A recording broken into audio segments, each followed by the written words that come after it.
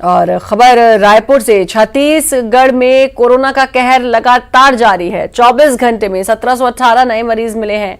शुक्रवार को 1372 मरीज रिकवर हुए। पिछले 24 घंटे में 39 लोगों की मौत। अब तक 2038 मरीजों की मौत। एक्टिव मरीजों की संख्या 22,350। कुल 1,85,306 संक्रमित, कुल 1,60,918 इसमें स्वस्थ हुए हैं।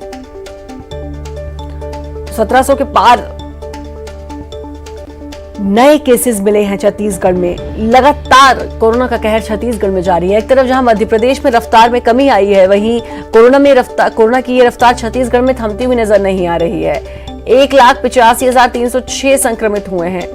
ममता जुड़ चुकी है हमारे साथ, हमारी संवाददाता। ममता, छत्तीसगढ़ वो प्रदेश है जब कोरोना के मामले पूरे देश और दुनिया में बम्पर आ रहे थे, तो छत्तीसगढ़ वो प्रदेश था जहां पर कोरोना के इतने मामले नहीं आए थे और ये बड़ा गर्व की बात थी। लेकिन अब ये कहर लगातार बढ़ रहा है।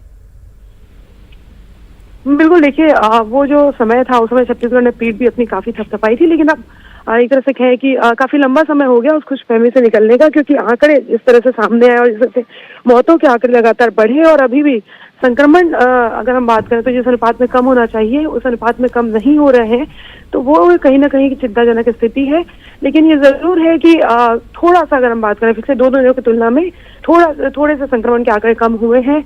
मौतों के आंकड़ों को लेकर अगर हम बात करें तो 44 मौतें दर्ज की गई। लेकिन एक चीज और है कि जिस दौरान मौतें हो रही थी उस समय सीएमएचओ ने जो ज्यादा मौतें हो रही थी रिपोर्ट नहीं भेजी थी, और अब उसको चालाकी से वो देरी से रिपोर्ट मतलब विलंब से प्राप्त हुई रिपोर्ट करके जब मौत कम हो रही है उसमें ऐड करके उसको दर्शाया जा रहा है। तो ये भी थोड़ी सी अगर हम बात करें तो थोड़ी सच्चाई ये भी है। लेकिन ये जरूर है कि लोगों को ये समझने की जरूरत है, जिस तरह से हम शहर में देख रहे हैं, पूरे प्रदेश में देख रहे हैं, तमाम लोग, चाहे आम लोग हो चाहे खास लोग हैं, जिस तरह से धड़ल्ले से कहें कि अब वो उस तरीके से वो पालन नहीं कर रहे हैं, ना सोशल डिस्टेंसिंग का पालन कर रहे हैं, ना मास्क लगा रहे हैं। भीड़ लगातार बाजार में आपको दिख जाएगी, जहां भी देखेंगे आप लोग इस तरह से बेफिक्र हो चुके हैं जैसे कोरोना जो है वो चला गया है। तो बार बार इस बात को याद रखने की जरूरत है। और ममता, ये बात तो समझी जा सकती है कि आपको खुद पर बहुत ध्यान देना, चाहे वो कोई भी हो। कोरोना से अगर निपटना है तो मास्क, सैनिटाइजर और इसके लिए जागरूकता बहुत जरूरी है। लेकिन क्या सरकार जागरूक नहीं कर पा रही है? लगातार अभी ये भी हमने खबर पड़ी कि भाई 1600 से ज्यादा लोग ऐसे हैं जिन पर पुलिस ने कार्रवाई की है, लेकिन उसके बावजूद लोग समझने को तैयार नहीं है। देखिए, अगर हम बात करें तो सरकारी तंत्र का जो अपना काम होता है, लेकिन लोगों को सरकारी तंत्र के भरोसे भी नहीं बैठना चाहिए। अस्पतालों में जिस तरह की स्थिति सामने आई, जिस तरह की अव्यवस्था सामने आई, उसके बाद में खुद को भी अगर हम बात करें तो इन चीजों को देखकर संभलने की जरूरत है।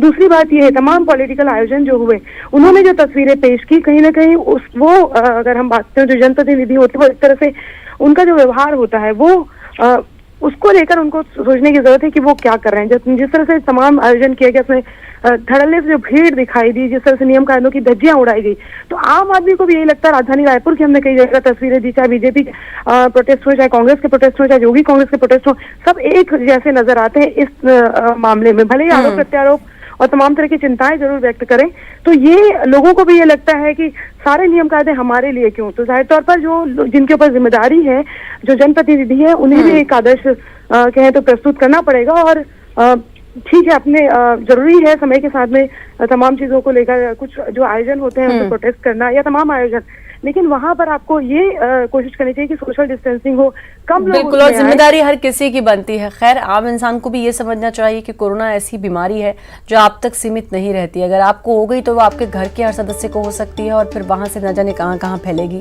तो ये अब एक खुद की जिम्मेदारी भी बनती है, खुद सचेत होना बहुत जरूरी है। और अगर ऐसा नहीं होता तो फिर जो लगातार कहर कोरोना का बरस रहा है वही देखने को मिलेगा।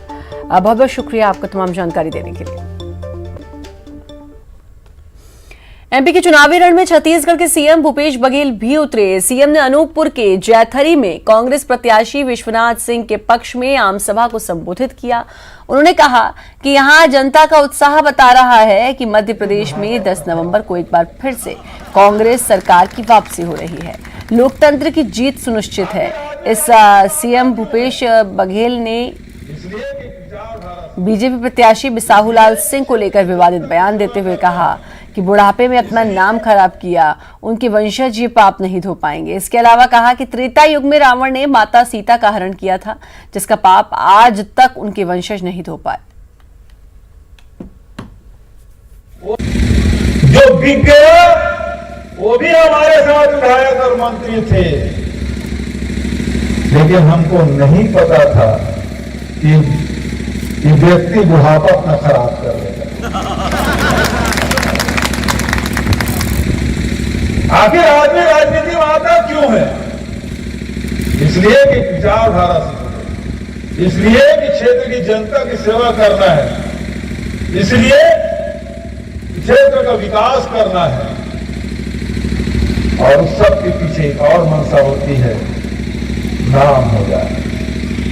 रावण त्रेता युग में माता सीता का हरण किया था और वो कलंक आज तक के है।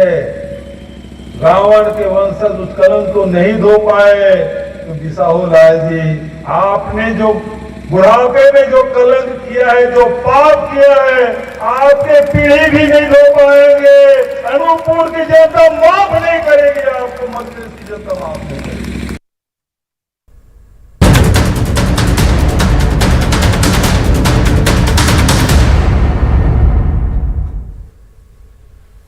और अब बात कर लेते हैं मरवाही के दंगल की। मरवाही विधानसभा उपचुनाव के लिए प्रचार का आखिरी दौर चल रहा है और दिग्गज चुनाव प्रचार में लगे हैं।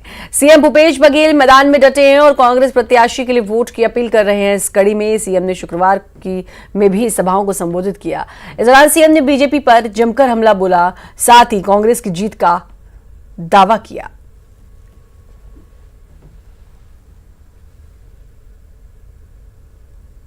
22 महीने के जो कार्यकाल है उसका परीक्षण मरवाही उपचुनाव होगा और हमें पूरा विश्वास है कि सारे रिकॉर्ड तोड़ते हुए इसमें चुनाव हम जीतेंगे।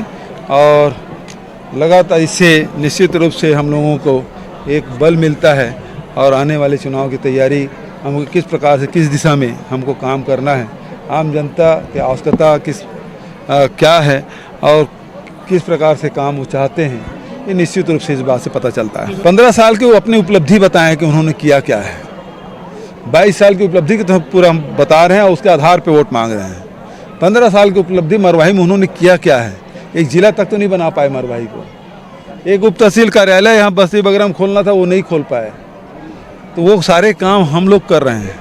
उन्हें तो ये अपनी बात कहने, वो अपनी बात तो कहे, अपनी बात कहने का साहस भी नहीं है। रमन सिंह जी को कोई प्रत्याशी नहीं मिला तो रायपुर से लाए। उनके प्रत्याशी का जन्म जरूर यहाँ हुआ है, लेकिन यहाँ से कोई सरोकार नहीं। वो रायपुर में रहते हैं, वहीं हॉस्पिटल बनाए हैं। और ये हमारा जो प्रत्याशी है, भले वो दूसरे जिले में पैदा हुआ हो, लेकिन 20 साल से मरवाही क्षेत्र की सेवा कर रहे हैं। और वहीं दूसरी तरफ पूर्व सीएम रमन सिंह ने मरवाही के नवागांव में बीजेपी प्रत्याशी डॉक्टर गंभीर सिंह के पक्ष में चुनावी सभा को संबोधित किया। अपने संबोधन के दौरान रमन सिंह ने राज्य की कांग्रेस सरकार के खिलाफ जमकर निशाना साधा। उन्होंने कहा कि मरवाही में कांग्रेस की हार होगी, इसका अंदाजा इसी से लगाया जा सकता है कि पूरी कैबिनेट ने मरवाही में डेरा डाल दिया है। उन्होंने कांग्रेस पर जोगी परिवार के अपमान का आरोप भी लगाया। और कांग्रेस के तो ये हालत हो गई है, ये चुनाव ला देख के उधर हाथ गोड़ फूला थे। काबर फूला थे जल्ला बता।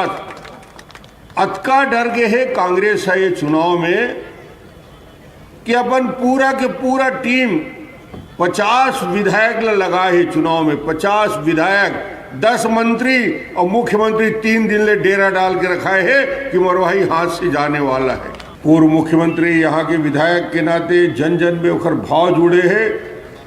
और ओला यदि आज ये बात के एहसास घर परिवार ला, रेणु जी ला, अमित जी ला, उघर पत्नी ला ये बात के अपमान महसूस होते कि चुनाव लड़ने से रोकना एक प्रक्रिया है।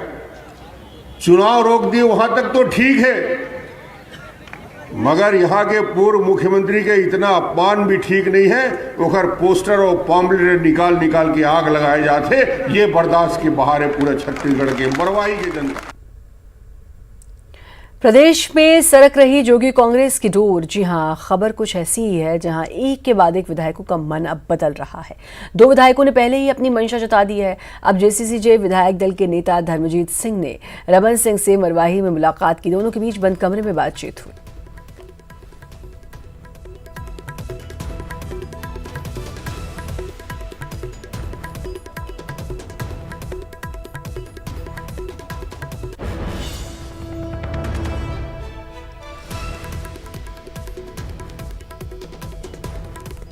ब्रेक के बाद एक बार फिर से आपका स्वागत है। बुलेटिन में आगे बढ़ेंगे। प्रदेश में धान खरीदी की तारीख और बारदाने को लेकर मंत्रिमंडलीय उप समिति की बैठक 2 नवंबर को होगी।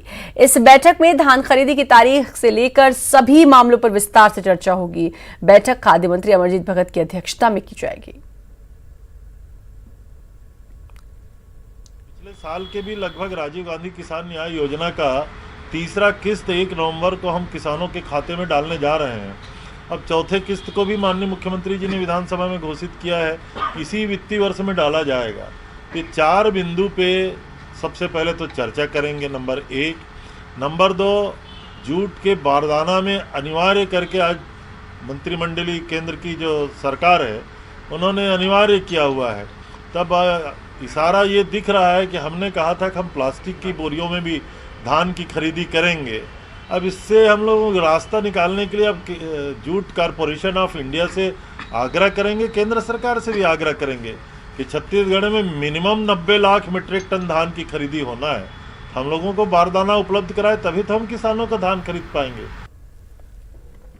छत्तीसगढ़ सरकार द्वारा खेल और खेल को बढ़ावा दिए जाने से ही आज दुर्ग जिले के खिलाड़ियों को अपने मोहल्ले में ही सर्व सुविधा युक्त खेल स्टेडियम नसीब हो पा रहा है। जिन खेलों के अभ्यास के लिए उन्होंने कई किलोमीटर तक जाना होता था, आज उन्हें चंद कदमों तक में ही स्टेडियम मिल जाते हैं। ऐसे में आज ये खिलाड़ी पूरी मेहनत और लगन से प्रदेश और देश का नाम रोशन करने का प्रयास कर रहे हैं।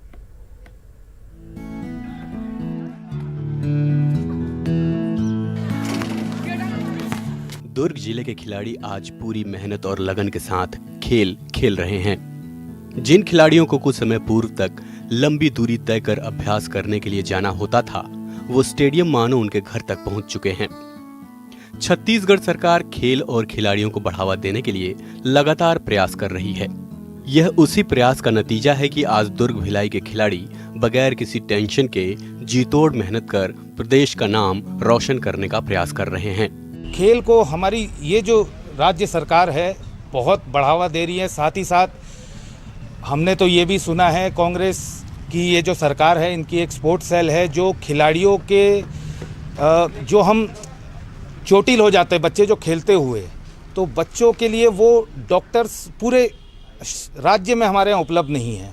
ये वे डॉक्टर्स जो खिलाड़ियों की चोट को कैसे उबारा जाए उसके लिए भी ये मेहनत कर रहे हैं। भिलाई वैसे भी शिक्षा के साथ साथ खेलों के लिए पहचाना जाता है, जहां के कई खिलाड़ियों ने राष्ट्रीय अंतर्राष्ट्रीय स्तर पर अपनी पहचान बनाई है। छत्तीसगढ़ में कांग्रेस की सरकार आते ही खेलों को बढ़ावा देने के लिए कई प्रयास किए गए हैं।